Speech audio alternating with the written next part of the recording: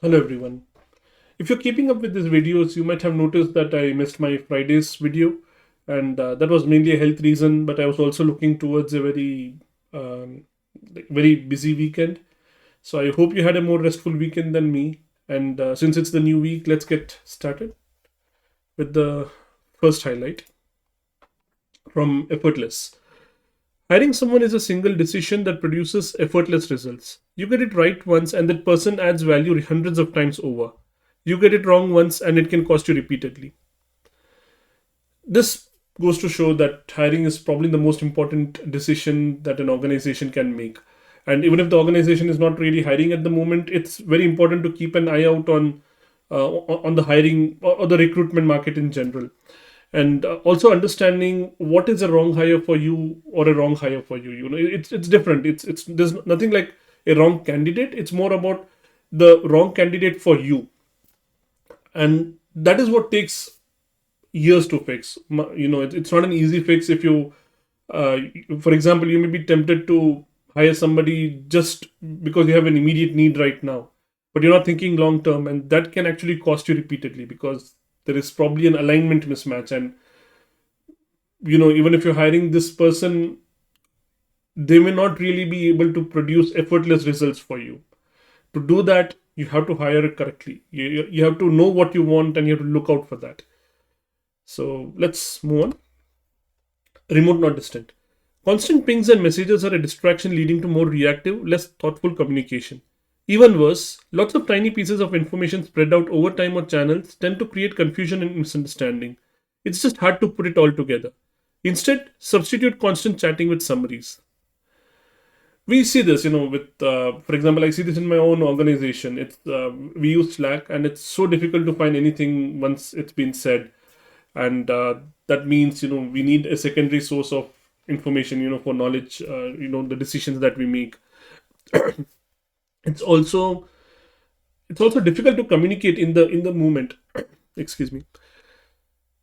It's like saying, you know, constant pings and messages, they're constant distractions, and you know, the only work that you can get done is reactive rather than proactively planning something that you need to do that never gets a chance because, like it says, constant pings and messages. So yeah, it's just something to keep in mind. Like, of course, everything has its pros and cons, right? So designing a proper remote environment, you know, around these tools, it's extremely important. It's not just that, okay, you know, you bring in a tool and get it working, and you know, your problem is solved. You have to be deliberate about how you're going to use these tools. Moving on. Okay, supplemental from Harry Potter and the Chamber of Secrets. It is our choices, Harry, that show what we truly are, far more than our abilities. I think it's a very, very popular dialogue. At least if you are in the Harry Potter world and if you have read this book, it's a dialogue that stands out. It's where Dumbledore is telling Harry that it's the choices that matter, not our abilities. And this is where Harry is upset that, you know, the Sorting Hat was trying to place it in Slytherin, but he chose Gryffindor. So that's what Dumbledore is saying, that it's our choices that show who we are. Anyway, let's move on. The molecule of more. Transforming abstract groups into concrete individuals is a good way to activate HN and empathy circuits. Okay, there is a lot of context behind this, you know. So, the two primary modes of our brain to think about stuff, you know, the dopamine driven way and the HNN driven way. Dopamine, we always want to think about things which are just out of our reach. Sometimes these are imaginary, sometimes they are ambitious, but these are essentially out of reach. And that's where we think about abstract groups. So, you know, we think about, uh, for example, demographics, immigrant population, or uh, people from a certain race, and transforming that into concrete individuals. It's a good way. So rather than thinking of groups, think about a person from that group, an individual, and not like a made up individual, not an imaginary one, but somebody you know. And thinking about that is a good way to shift from the dopamine driven thinking, you know, where all of our thoughts and all of our solutions are abstract, into something which is oriented towards HNN. And like, this chapter is actually talking about the differences that these kind of thinking, you know, these two kinds of thinking, they provide, and how do you switch from one to another? Because of course, you know, we would like to have a balanced view. right? And like I said, I think there's a lot of context. It's a really eye-opening chapter for me, and yeah, I would suggest read this book. I'm going to. I'll probably make a video about this. I'm not sure yet, but yeah, let's move on for now. The last lecture. Okay, maybe this makes me quirky, but if your trash can or wheelbarrow has a dent in it, you don't buy a new one. Maybe that's because we don't use trash cans and wheelbarrows to communicate our social status or identity to others. For Jay and me, our dented cars became a statement in our marriage. Not everything needs to be fixed. It's a while since I read this, but the author is making the case. I think Randy Posh, the author is making a case that things that we see as our status symbols, like for example, a luxury car. If there is a dent in it, you would want to fix it because it is supposed to be that symbol, right? A luxury car is supposed to be a status symbol, and if it is dented, something seriously wrong. Whereas, like it says, like a trash can or wheelbarrow, if it has a dent in it, you're not going to bother. Yeah, it's okay. When it breaks completely, you'll buy a new one. So that's the difference in how we see different things based on how we communicate our social status to those around us.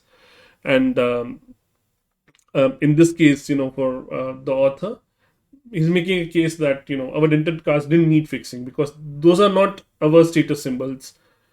Not everything needs to be fixed, and of course it's like a very moving book. I would recommend you read this. It's a very moving book, and I'm not going to give more away right now, but for now let's move on. Supplemental highlight again: the power of your subconscious mind and other works. You can build radiant health, success, and happiness by the thoughts you think in the hidden studio of your mind. Yeah, okay, there's not much to say here. I'll just move on. Again, remote not distant. Alignment doesn't mean consensus, nor does it require that team members agree on everything. However, we want the team to co-create the future we want together, or co-create the future they want together. Okay, so this part of the book, it's talking about alignment. It's not necessarily consensus. It's more about the direction rather than agreeing on each and every small thing, and that's what's more important. Co-creating the future by looking in the same direction. If you're looking in different directions, like how much of energy you expend, it's not going to get you anywhere. But yeah, if you want to co-create the future, you need to be looking in the same direction, and that is what alignment is. Not agreeing on every small thing, and that realistically won't be there. I say often enough, that if two people in business always agree, one of them is useless. So we are not really looking for agreement; we're looking for alignment. And let's move on. Cues. People are always looking for appreciation, acceptance, and acknowledgement, he said, and his goal is to show this verbally and non verbally. I think it's a long, it's like an underlying theme of this book that, yeah, cues and everything, like, why are they so important? Uh, and of course, there is this, like the books, one of the premise of this book is that our non verbal cues are even more important or just as important as the verbal cues. And this highlight kind of shows that people are always looking for appreciation, acceptance, and acknowledgement. And if you say it, that's one thing, but people are also looking for it non-verbally, and being deliberate about our cues, about our signals that we send out, being deliberate, not let it be autopilot. That is an important that's a very important thing to keep in mind. We'll move on. Again, the molecule of more. Fear, like desire, is primarily a future concept, dopamine style. But the HNN system gives a boost to the pain of loss in the form of amygdala activation, tipping our judgment when we have to make decisions about the best way to manage risk. So this was very interesting, that fear and desire, both of them are imaginary. Like these are future things, and like we just discussed a bit back, that it's dopamine's realm. It's something which is like just out of our reach, and that is why it's dopamine's realm. But in case of fear, the evolutionary instincts also kick in, and that's the HNN system. It gives a boost of, it gives a boost of signal or gives a boost to the pain of loss in the form of amygdala activation. It activates amygdala. So in both cases, like in the book, the author kind of shows it in like in a kind of a table kind of thing that like desire. Okay, dopamine realm. Dopamine is going to give you a +1 on that. and HNN is not really going to give you anything. So desire, like if your dopamine is, sorry, if you're feeling desire, your dopamine is kicking in, and that's about it. Like that's strong, but that's about it. But in case of fear, the dopamine is also kicking in, plus amygdala. The HNN is also getting involved. So fear is much more stronger than desire. That's how our brains are wired. Evolutionary reasons or whatever. But like that's how our brains are wired, and that is why people are able to control others using fear as a tool rather than desire. Desire works, but fear is much more effective, as is quite popularly maintained in dozens of movies, hundreds of movies maybe. That fear is a more effective tool, and like that's because how our brains are wired. So if you want to deal with this, you have to understand first how our brains work. We'll move on. Again, the molecule of more. Okay, a lot of highlights from this book today. Testing the ability to manipulate abstract ideas, courtesy of the dopamine control circuit, is a fundamental part of how psychologists measure intelligence. Okay, this is referring to the IQ test, and of course, it's like been long shown that IQ test is not like a complete measure of intelligence. It just measures one narrow view of intelligence, and again, it's contested how well it does that even. But yeah, anyway, like the IQ test really measures the dopamine level, how strong your dopamine circuits are. Because testing the ability to manipulate abstract ideas, which is essentially the IQ test, it is courtesy of the dopamine control circuit. This chapter kind of covers this entire thing, the IQ and a